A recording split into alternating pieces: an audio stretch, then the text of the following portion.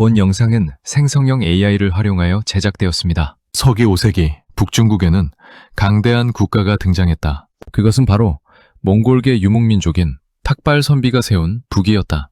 중원의 막강한 생산력과 북방 기마군단이 결합한 강력한 제국이었다. 북이는 막강한 기병군단을 앞세워 북중국의 여러 나라들을 차례로 정복하며 세력을 급속히 확장하고 있었다. 그 기세는 실로 대륙을 집어삼킬 듯했다. 게다가 북이의 호전적인 지배자들은 공포의 기마부대를 조직하여 수시로 고비 사막을 넘어 북방 몽골 고원의 유연제국을 사정없이 공격하였다. 그러나 이렇게 강력한 북이도 쉽게 넘지 못하는 벽이 있었다. 바로 동쪽에 자리 잡고 있던 군사강국 고구려였다. 북이와 고구려 사이에는 북연이라는 작은 나라가 끼어 있었다. 북이는 이 약소국 북연을 끊임없이 압박하고 괴롭혔다. 북연한 퉁홍은 북위의 위협을 피하기 위해 자신의 아들까지 인질로 보내며 몸을 낮추었다. 하지만 그것으로도 상황은 나아지지 않았다. 그해 가을에도 북위군의 침략은 계속되었다. 공포에 질린 퉁홍은 결국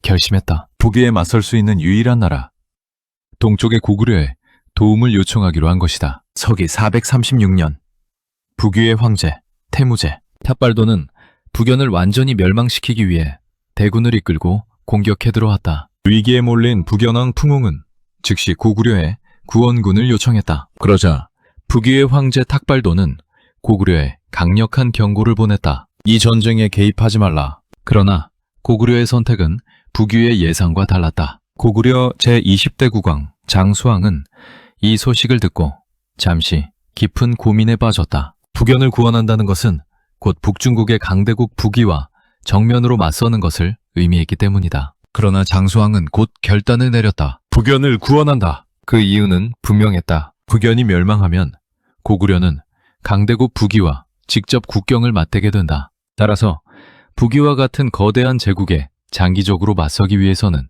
북연의 인적, 물적 자원을 흡수할 필요가 있었기 때문이다. 특히 장수왕이 눈여겨본 것은 북연의 인재들이었다. 비록 북연이 요서의 지방 정권으로 전락해 있었지만 드문 문명의 영향을 받은 수준 높은 관리와 학자, 기술자들이 많이 있었다. 이러한 인재들은 고구려의 국력을 한 단계 끌어올릴 수 있는 귀중한 자산이었다. 국력을 어떻게 키울 것인가를 늘 고민하던 장수왕에게 이번 기회는 놓칠 수 없는 전략적 기회였다. 마침내 장수왕은 결단을 내렸다. 그는 장군 갈로맹광에게 명령을 내렸다. 철기병 4만을 이끌고 북연의 수도 화룡성으로 가라. 그리고 북연 왕실과 백성들을 구출하여 고구려로 데려오라. 고구려의 대군은 곧 북연을 향해 출정하기 시작했다. 당시 북위군은 이미 북연의 백랑성을 함락시키고 고구려군보다 먼저 북연의 수도 화룡성에 도착해 있었다. 화룡성 앞 들판 앱 서쪽의 북위군과 동쪽의 고구려군이 서로 대치하였다.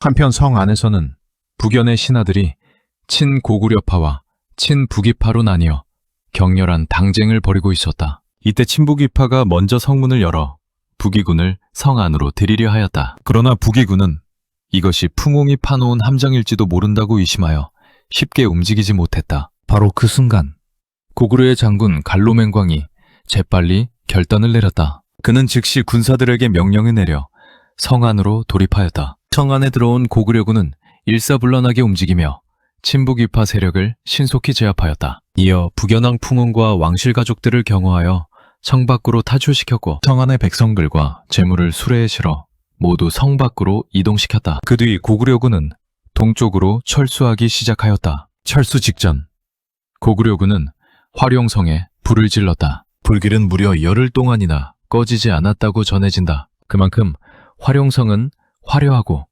규모가 큰 도시였던 것이다. 고구려로 향하는 피난행렬은 장장 80리, 약 31km에 달할 정도로 길게 이어졌다. 갈로맹광은 북연 왕실과 백성들 그리고 여자들에게 갑옷을 입혀 행렬의 중앙에 배치하고 2중 3중으로 경호하였다. 그리고 자신은 정예 기병을 이끌고 행렬의 뒤를 지키며 북위군의 추격에 대비하였다. 북위군이 추격에 나섰지만 고구려군의 위세에 눌려 쉽게 공격할 엄두를 내지 못했다. 이후 고구려군과 피난행렬은 유화 서쪽의 숙군성으로 들어갔다. 숙군성은 서기 402년 광개토대왕이 점령한 성으로 이후 고구려의 서쪽 전진기지 역할을 하던 중요한 거점이었다. 고구려가 강대국 북이를 상대로 이처럼 대담한 작전을 펼칠 수 있었던 것도 바로 이 숙군성 덕분이었다. 숙군성은 고구려군의 배후에서 병력과 보급을 지원할 수 있는 전략적 거점이었기 때문이다. 외국 북이군은 더 이상 승산이 없다고 판단하고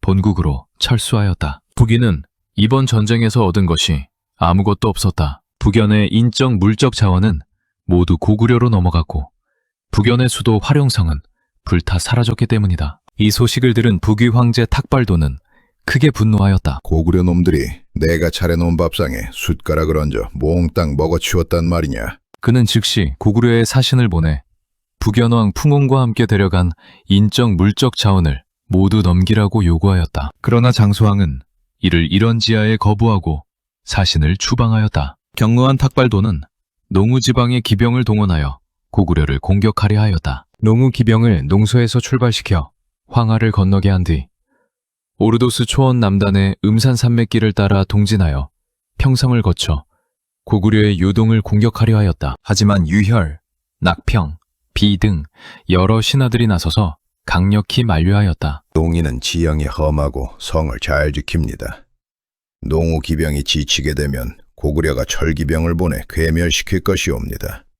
이는 매우 위험한 일이옵니다. 결국 북이는 고구려 공격을 포기할 수밖에 없었다. 북연원 풍웅이 요동에 도착하자 장수왕은 사자를 보내 위로의 말을 전하면서도 한편으로는 조롱하였다. 장수왕 26년 서기 438년 봄 3월 처음에 연원 풍웅이 요동에 도착하자 왕이 사신을 보내 그를 위로하여 다음과 같이 말했다. 융성왕 풍군이 여기에 와서 들판에 노숙하니 군사와 말이 고달프겠다. 풍웅이 부끄럽고 화가 나서 황제의 명을 칭하며 이를 꾸짖었다. 나는 북연의 황제 풍웅이니 천자에 걸맞은 예우를 받아 마땅하다. 풍웅은 평소 고구려를 오랑캐라며 업신여겨 정형과 상벌을 마치 자기 나라에서 하듯이 행하였다. 자존심이 강하고 현실을 제대로 파악하지 못했던 풍웅은 장수왕에게 자신을 천자의 예우로 대접하라고 요구하였다. 이에 장수왕은 풍웅의 가족들과 측근들을 인질로 잡은 뒤 다음과 같이 경고하였다. 자신의 처지를 깨닫고 조용히 살아가라. 처음에 장수왕은 북연왕 풍웅의 거주지를 요동 서쪽 지역인 평곽에 마련해 주었다. 그러나 얼마 지나지 않아 그의 거처를 북풍으로 옮겼다. 풍웅이 망명 이후에도 현실을 제대로 판단하지 못한 채 계속 문제를 일으키고 있었기 때문이다. 더욱 큰 문제는 그가 다른 나라로 도주할 가능성까지 있다는 점이었다. 이를 우려한 장수왕은 감시를 강화하기 위해 풍웅을 고구려 수도인 국매성 인근의 내륙 지역으로 이동시켰다. 이에 불만을 품은 풍웅은 남쪽 송나라에 사신을 보내 자신을 구출해달라고 요청하였다. 풍웅이 송나라의 구원을 요청할 수 있었던 것은 이는 당시 송나라가 산둥반도를 차지하고 있었기에 생각보다 고구려와 가까운 위치에 있었기 때문이다. 송나라의 영토였던 산둥반도에서 묘도열도를 거쳐 고구려의 영토였던 요동반도, 남쪽 끝단까지의 직선거리는 약 110km에 불과했다. 청황제 문제는 풍웅의 망명 요청을 받아들여 해로를 통해 사신 왕백구와 군사 7,000명을 보내 풍웅을 넘겨줄 것을 고구려에 요구하였다. 북연 황제 풍웅과 그의 가족 그리고 수하들을 모두 송나라로 보내달라는 황제의 어명을 전하러 왔습니다. 이 소식을 들은 장수왕은 크게 분노하였다. 내가 은혜를 베풀었거늘 풍웅이 감히 나를 배신하다니. 그와 그의 가족들을 모두 죽여라. 결국 풍웅은 고구려 장수 손수와 고구가 이끄는 군대의 공격을 받아 자손 10여 명과 함께 살해되며 비참한 최후를 맞았다. 이에 격분한 송나라 사신 왕백구는 군사 7,000명을 동원해 기습 공격을 감행하였다. 이 공격으로 고구려 장수 고구가 전사하고 손수는 생포되었다. 이 소식을 들은 장수왕은 다시 분노하였다. 외국 사신이 남의 나라에 와서 감히 장수를 함부로 죽이다니. 정예 기병을 보내 송나라군을 격파하고 왕백구를 사로잡아오라. 장수왕은 군대를 보내 송나라군을 제압하고 왕백구를 사로잡아 처형하려 하였다. 그러나 신하들이 이를 만류하였다. 폐하, 북중국의 북위를 견제하려면 남쪽 송나라와 우호를 유지하셔야 합니다.